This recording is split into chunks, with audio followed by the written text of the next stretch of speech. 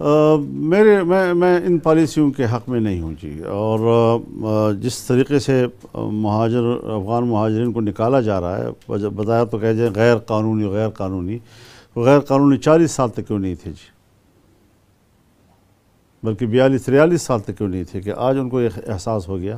تو تکلیف کسی اور جگہ سے ہوتی ہے، شکایت کسی اور جگہ سے ہوتی ہے، سزا کسی اور کو دی جاتی ہے جی۔ تو یہ چیزیں جو ہیں وہ ہمارے نزدیک جو ہے وہ پسندیدہ نہیں ہیں۔ اب ریاست کے فیصلے ہیں، ہم نے تو مشرف سے بھی اختلاف کیا تھا، لیکن پھر ریاست کا فیصلہ تھا، انہوں نے امپلیمنٹ کیا۔ کیا فائدہ پاکستان کو ہوا؟ امریکہ کو کیا فائدہ ہوا اس کا؟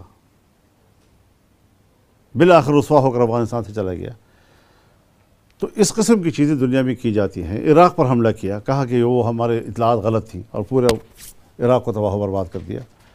تو یہ کیا ان کو حق حاصل ہے کہ وہ دنیا کے ساتھ جس طرح کھیلیں اور انسانی حق کا نام لے کر جہاں چاہیں انسانیت کا خون بہائیں؟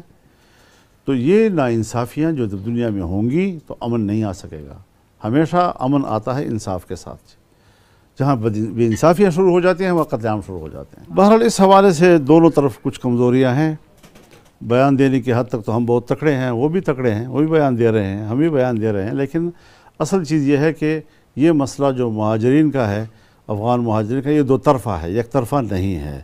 اور اگر ہمیں کچھ شکایتیں پیدا ہوئی ہیں تو ان شکایتوں کے ازالے کے اور بھی طریقے ہو سکتے ہیں، نہیں کہ آپ پوری کمیونٹی جو ہے وہ اس کو زیر عتاب لے آئیں اور پھر اچھے الفاظ کے ساتھ اور خوبصورت الفاظ کے ساتھ۔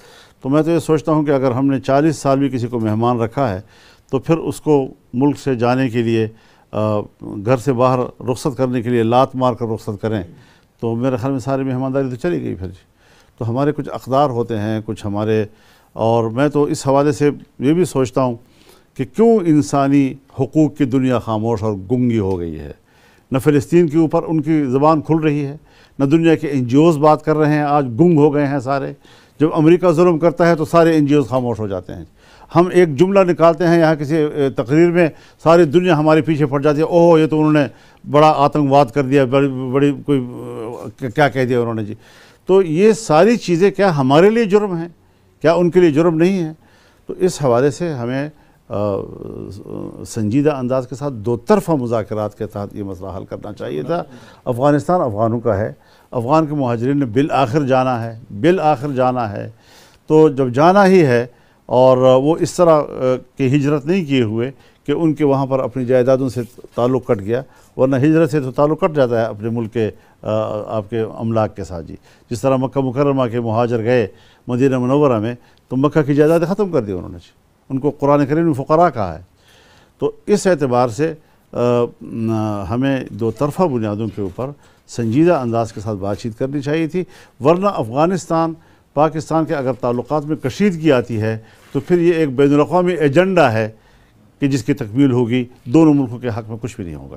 مجھے تو خود یہاں کے لوگوں نے بتایا کہ افغانستان کی حکومت نے جو امارت اسلامیہ ہے اس نے علماء سے فتویٰ لے لیا ہے اور پاکستان کے اندر جو بھی کوئی کارروائیاں ہوتی ہیں اس کو جہاد کہنے سے انکار کر دیا ہے اور وہ کہتے ہیں اس کو جنگ قرار دے دیا ہے جی۔ یہ تو انہوں نے مجھے بتایا جی، انہوں نے نہیں بتایا، انہوں نے بتایا مجھے۔ ہم تو یہ ان کے سامنے رکھ رہے ہیں کہ دو طرفہ ایک کمیشن ہونا چاہیے، جہاں پر دو طرفہ معاملات ہیں ان کو وہ دو طرفہ کمیشن ہی جو ہے اس کو ڈسکس کرے اور ان کا حل نکالے۔